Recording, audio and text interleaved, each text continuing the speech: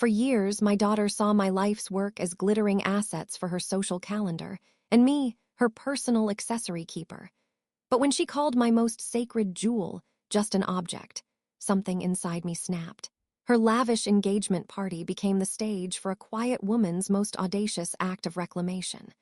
The velvet-lined box on my workbench sat open and empty, a silent, gaping void under the afternoon sun. It was a custom-made case, deep navy blue, designed to hold only one thing: the Morning Dew diamond earrings. Or it was asterisk designed for that. Now it held only the ghost of their sparkle, a perfect, lonely impression. Each earring held a flawless, pear-cut diamond, suspended from a delicate platinum vine I had designed to mimic the way dew clings to a spider's web at dawn. My late husband, Robert, had called them my captured tears of joy, the day I'd first sketched them. It had been 3 days since my daughter, Ava, had breezed in, a whirlwind of expensive perfume and restless energy. "Just for a charity gala, Mom," she'd said, her voice bright and dismissive. She didn't look at me, but at her own reflection in the antique mirror hanging in the hall, tilting her head to imagine where the diamonds would hang. "They'll be the perfect finishing touch. Liam's entire board will be there." I ran a finger over the indentation in the velvet. I hadn't even had a chance to respond before she was at my safe, punching in the code I'd given her years ago in case of an emergency. My emergency, I'd meant, not hers. This had become our ritual, a painful one-act play. Adriana, the 72-year-old retired jewelry designer, the creator of these pieces, had been demoted to the unpaid, unacknowledged keeper of her accessory closet. My life's work, distilled into brilliant, glittering assets for her social calendar. I didn't mourn the earrings themselves. I had sketches, molds, 1,000 facsimiles in my memory. What ached with a familiar, dull throb was the casual erasure. The way she saw a lifetime of passion, of late nights hunched over this very bench, of sourcing stones and wrestling with settings, and reduced it to a mere prop. To Ava, the stories sealed within the facets, the memory of Robert's smile, the thrill of a design finally realized, were invisible. They were just things, cold and beautiful, meant to catch the light and the envious glances of strangers. And in her eyes, I was beginning to realize, so was I. This pattern of borrowing hadn't started overnight. It was a slow, creeping vine that had wrapped itself around our relationship so gradually I hadn't noticed until it was choking me. When Ava was in college, it was small things. A pair of silver hoops I'd made in my youth, a simple turquoise ring for her sorority formal. Her requests were tentative then, filled with what seemed like genuine admiration. "Oh, Mom, this is so beautiful. Can I please wear it?" I felt a vicarious thrill, seeing my work on my vibrant young daughter. After Robert passed away, she became the sole vessel for my affection, my only anchor to the world, and sharing my creations with her felt like sharing a part of him, too. But as she climbed the corporate ladder, her social circles widening, so did her appetite. The silver hoops were replaced by requests for gold filigree bracelets. The turquoise ring gave way to demands for my emerald cocktail ring. The pleases and thank yous grew fainter, replaced by an air of entitlement. Once, a pair of amethyst drop earrings came back with one missing. "The clasp must have been loose," she'd said with a flippant shrug, the apology an afterthought. I looked everywhere. I knew my clasps were never loose. The true sting came from social media. I'd be scrolling through my feed and a photo would stop my breath. Ava at some rooftop bar, my signature pearl choker gleaming at her throat. The caption would read, "Absolutely spoiled by my amazing fiancé, Liam. He has the most exquisite taste and knows just how to make a girl sparkle." My heart would seize every time. Liam, a man who thought Bulgari was a type of pasta until Ava corrected him, was getting credit for my soul's work. When I gently mentioned it once, she'd waved a dismissive hand. "Oh, Mom, don't be so sensitive. It's just for our brand." It's what people do. The unspoken boundary, the one I thought was etched in stone, was the star of Serafina. It wasn't just a necklace. It was a monument to my life with Robert. He had gifted it to me on our 25th anniversary. The centerpiece was a magnificent 50-carat cornflower blue sapphire, a stone we had found together in a dusty little shop in Sri Lanka that smelled of cinnamon and monsoon rain. I remember Robert let out a low, reverent whistle when the shopkeeper unveiled it. I held it in my palm, cool and heavy, like a drop of the twilight sky. I spent the next 6 months designing the setting, a swirling galaxy of tiny, brilliant-cut diamonds and platinum that seemed to cradle the sapphire as if it were a celestial body. It held every laugh we shared on that trip, the warmth of his hand in mine, the quiet promise of a lifetime together. The star of Serafina was not jewelry. It was memory made tangible. It was sacred. The inevitable collision course was set when Ava and her fiancé, Liam, a man whose ambition was only outmatched by his cologne, announced their engagement. The party, of course, had to be an event. It was scheduled to be held at a ridiculously opulent country club, with a guest list that read like a who's who of the city's financial elite. 1 week before the party, Ava arrived at my house, not with a request, but with a demand. She found me in the garden, tending to my roses. She didn't even say hello. "Mom, I need the star of Serafina for the engagement party." I put down my trowel, my hands suddenly cold despite the warm sun. "Oh, sweetie, no, not that one. You can pick anything else." I tried to keep my voice light, reasonable. "That necklace it's very personal." Ava's perfectly sculpted eyebrows drew together in a frown of impatience. "Personal? It's a necklace. It's sitting in your safe collecting dust. This is important." She took a step closer, her voice dropping into a tone of strained condescension, as if explaining a simple concept to a child. "Liam's parents will be there. His asterisk entire family will be there. I need to look like I belong, like I'm worthy of their son. This is about our future, our image." I stared at her, at the daughter I had raised, who now looked at me with the cold calculus of a strategist. I tried again, my voice softer. "Ava, your father and I found that stone together. I designed it to hold our memories." That's when she delivered the killing blow. She sighed, a dramatic, put-upon sound. "For God's sake, Mom, stop being so sentimental. It's just an object. Its value is in being seen, not in some dusty old story you tell yourself. It's just an object." The words hung in the air between us, sharp and glittering and cruel. They sliced through 40 years of memories, of love, of shared history. In that single, brutal moment, she hadn't just dismissed the necklace. She had dismissed my marriage, my love for her father, my entire life's meaning. She had taken the most sacred piece of my heart and declared it a prop for her social climbing. The last thread of my sentimental illusion about our relationship didn't just fray. It snapped with the clean, cold finality of a diamond splitting under pressure. Heartbreak is a strange catalyst. For a few hours after Ava left, a profound, hollow silence filled the house, the kind of quiet that follows a terrible storm. But as night fell, the grief began to curdle into a cold, diamond-hard clarity. I didn't sleep. Instead, I sat in my studio, the place where my power had always lived, surrounded by my sketches and tools, and I began to think. She was right about one thing. The value of these pieces was in being seen. But she was catastrophically wrong about how asterisk, and by whom asterisk. The next morning, my hands steady, I made a phone call I hadn't made in years. Dr. Alastair Finch, the esteemed head curator of decorative arts and design at the Metropolitan Arts Museum, was an old friend. We'd served on a design council together a decade ago, and I always admired his fierce, uncompromising passion for artistry. His voice was warm, but laced with academic seriousness. "Adriana, to what do I owe the pleasure?" "Alastair," I said, my voice unwavering. "I have a proposition for you. I'm thinking of making a significant, permanent donation." 2 days later, I was seated in a private viewing room at the museum, a place of quiet reverence with gray felt walls and precisely angled lighting. I had carefully packed every significant piece I had ever created, transporting them myself in a locked, insured case.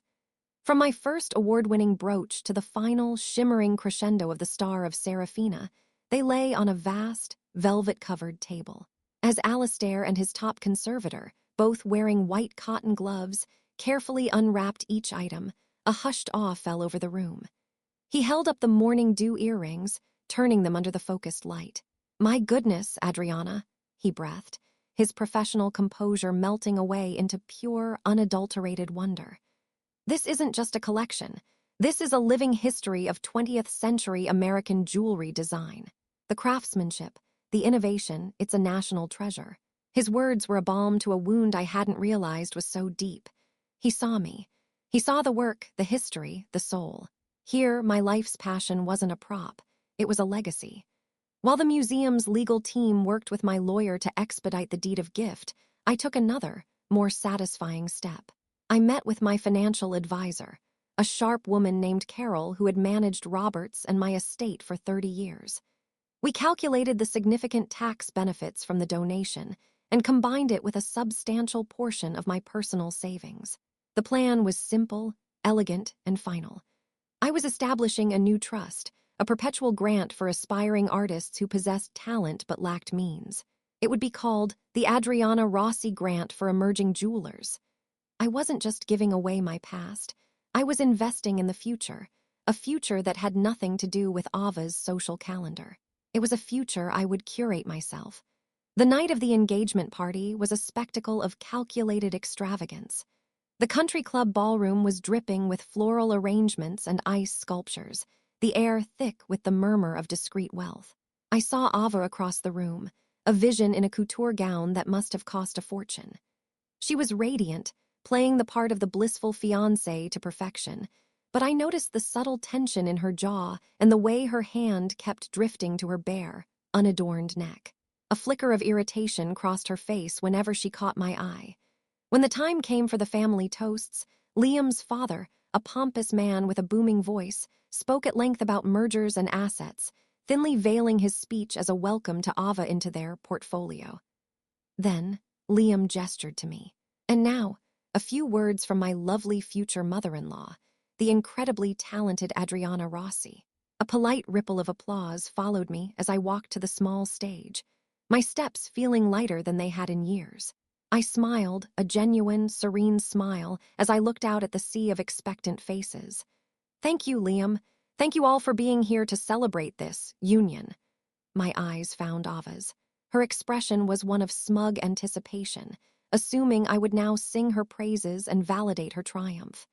As a jewelry designer, I began, my voice clear and steady in the microphone, I have spent my life considering the nature of value. What makes something precious? Is it its material, its rarity, or is it the story it holds, the love it represents? I let the question hang in the air for a moment. Tonight, I want to share a recent discovery I've made about this very question. I've come to believe that the greatest value of art is in its ability to inspire, to be shared not just with a select few, but with everyone. I paused, taking a small sip of water, enjoying the dramatic effect.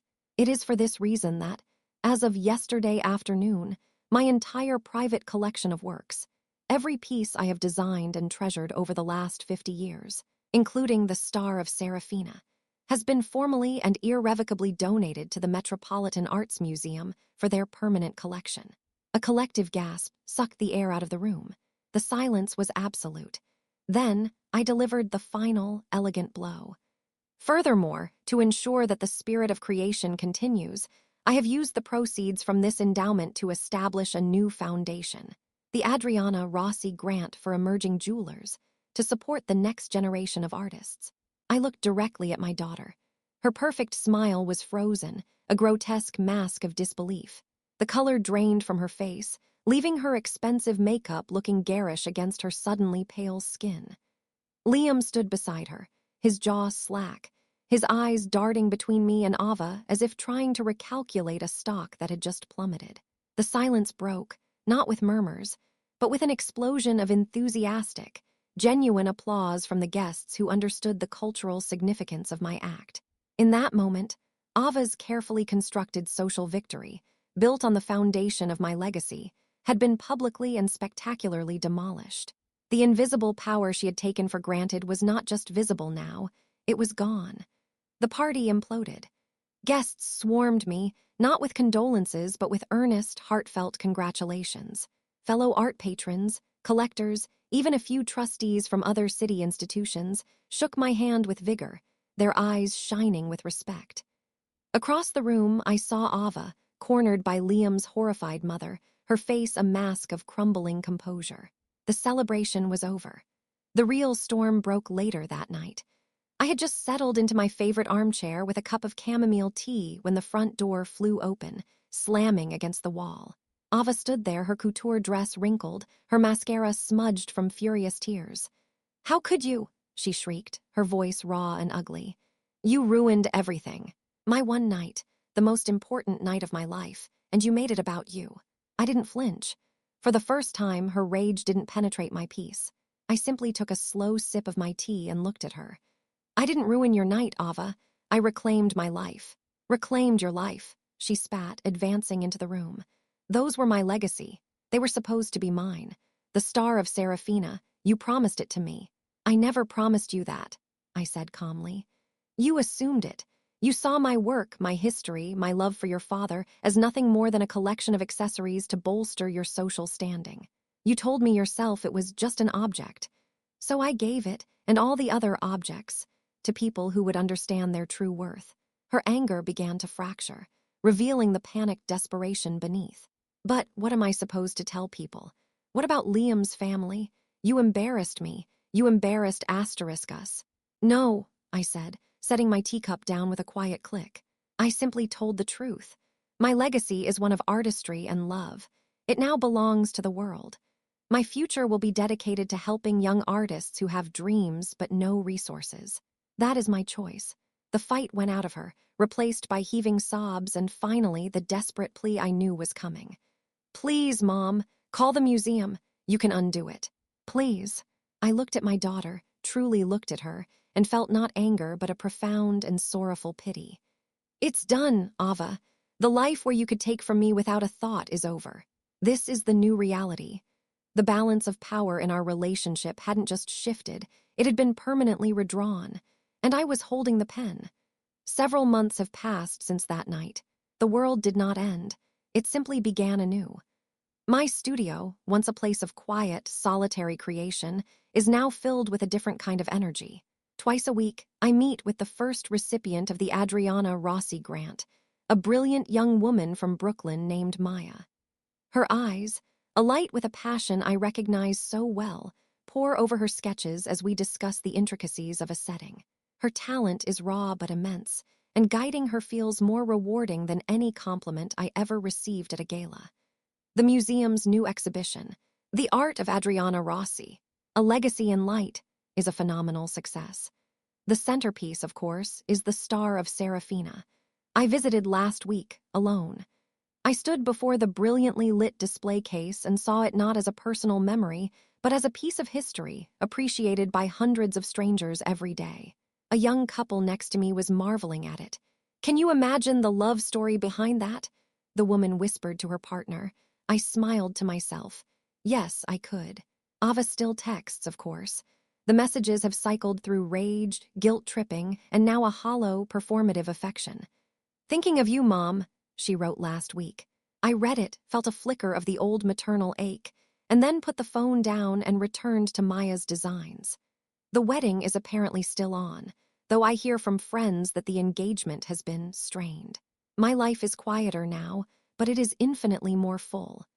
The heavy weight of being a provider has been lifted, and in its place is the lightness of being a mentor, an artist, a benefactor.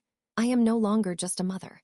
I am Adriana Rossi again, a woman defined not by what she can give her family, but by what she can contribute to the world. And in the peaceful, sunlit quiet of my studio, I feel a profound sense of freedom. My soul, once plundered for its sparkle, is finally wholly my own.